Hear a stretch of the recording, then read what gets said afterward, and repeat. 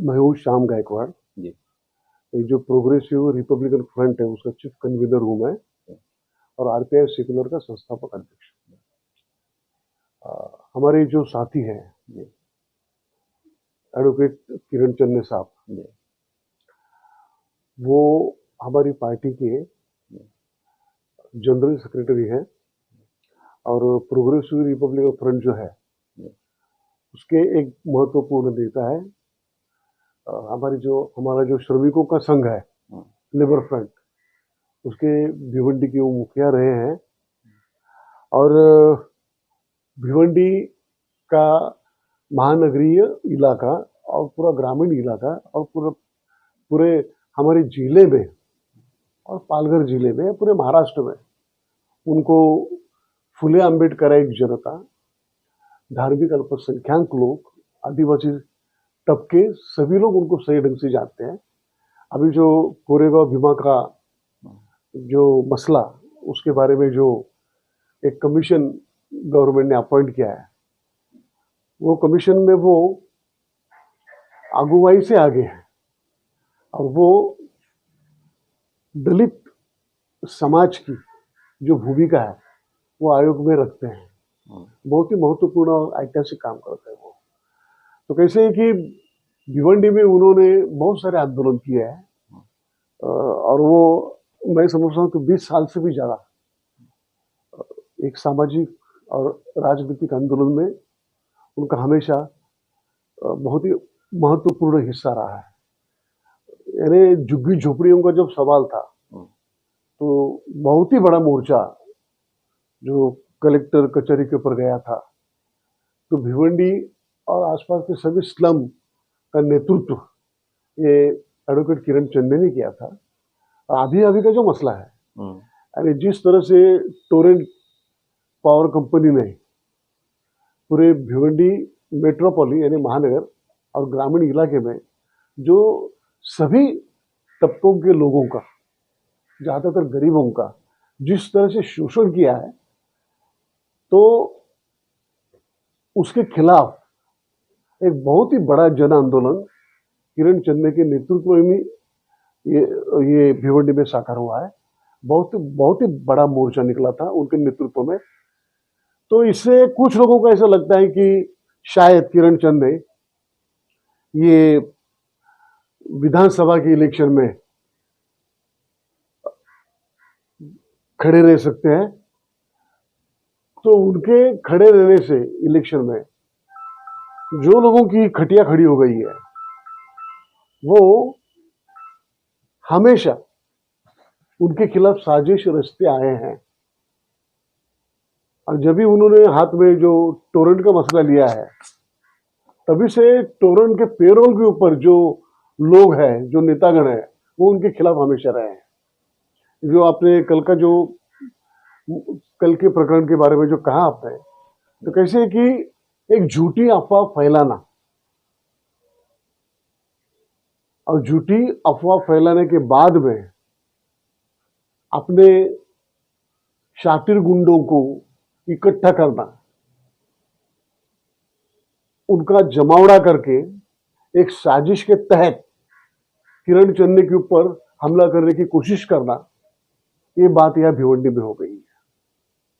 जो लोग इस तरह से कोशिश करते हैं उनको सूचना हम लोग देते हैं कि किरण चन्ने अकेले नहीं है, पूरे महाराष्ट्र की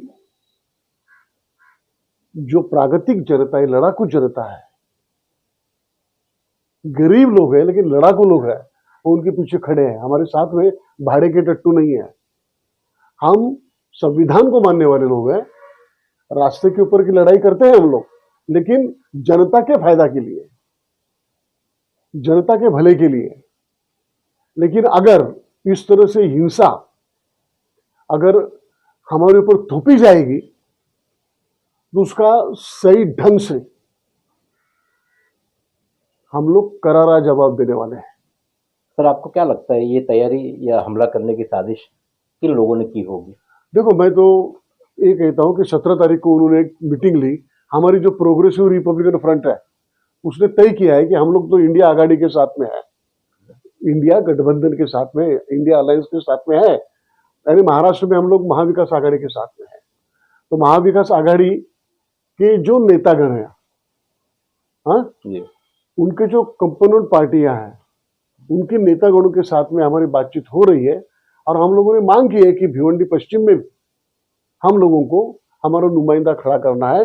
और लोगों को मालूम है कि हमारा नुमाइंदा किरण चंद के सिवा दूसरा कोई हो नहीं सकता। तो वो जो मीटिंग उन्होंने ली, वो मीटिंग जैसी हो गई है 17 तारीख को, तो 18 तारीख को ये साजिश रची गई। यानी किसी भी तरह से एक दहशत का माहौल फैलाना, एक डरावना माहौल पैदा करना, और यहाँ के जो शातिर गुंडे हैं, जो हिस्ट्री शीटर्स है, उनको साथ में लेकर एक डर पैदा करने का, और साथ ही साथ किरण चंदे को दबाने की कोशिश, जो हित संबंधी जो लोग हैं।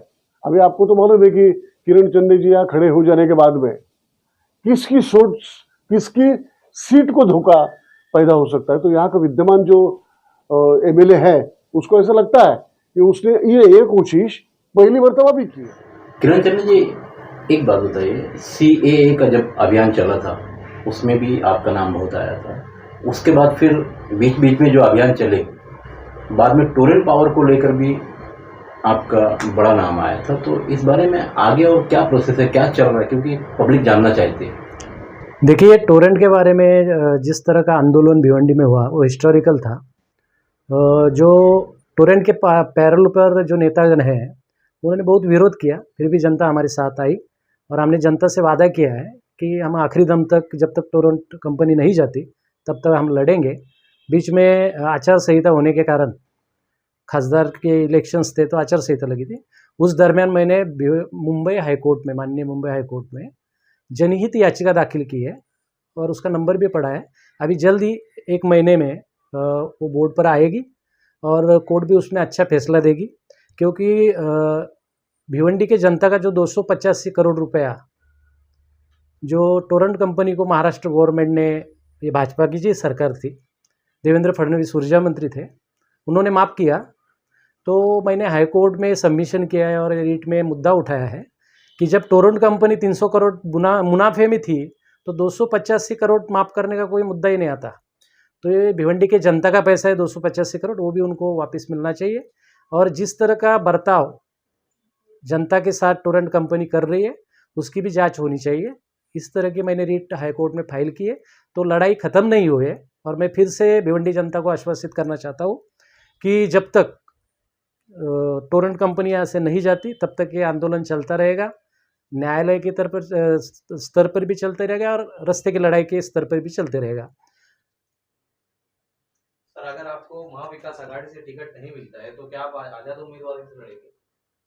देखो, ऐसा है कि महाराष्ट्र में जब संविधान और लोकशाही को बचाने की बात आई तब रिपब्लिकन विचारों को मानने वाले, अंबेडकर राइट विचारों को मानने वाले सभी कार्यकर्ताओं ने, विशेष करके दलित अल्पसंख्यक समाज ने, किसी भी तरह की शर्त न रखते हुए इंडिया आघाड़ी को समर्थन दिया और कुछ हद तक मोदी सरकार को लगाम लगाने में इंडिया आघाड़ी यशस्वी हुई है। लेकिन हम जब विधानसभा के इलेक्शन देखते हैं तो हम लोगों ने उनको कहा है कि हमारा भी प्रतिनिधित्व विधानसभा में जाना चाहिए, इसके लिए कुछ सीट प्रोग्रेसिव रिपब्लिकन फ्रंट को छोड़नी चाहिए। और उस तरह की नेतागण से बातचीत शुरू है, राष्ट्रवादी पार्टी हो, कांग्रेस पार्टी हो या शिवसेना उद्धव ठाकरे गठ हो, उनसे हमारी बातचीत चालू है। अगर प्रोग्रेसिव रिपब्लिकन फ्रंट 21 तारीख के मेला में अगर निर्णय लेता है कि हम हर जगह अपना उम्मीदवार खड़ा करेंगे, तो जो फ्रंट का निर्णय होगा उस निर्णय पे काम करने के लिए हम बाध्य है। और अगर निर्णय होता है तो पश्चिम से हम इलेक्शन लड़ेंगे।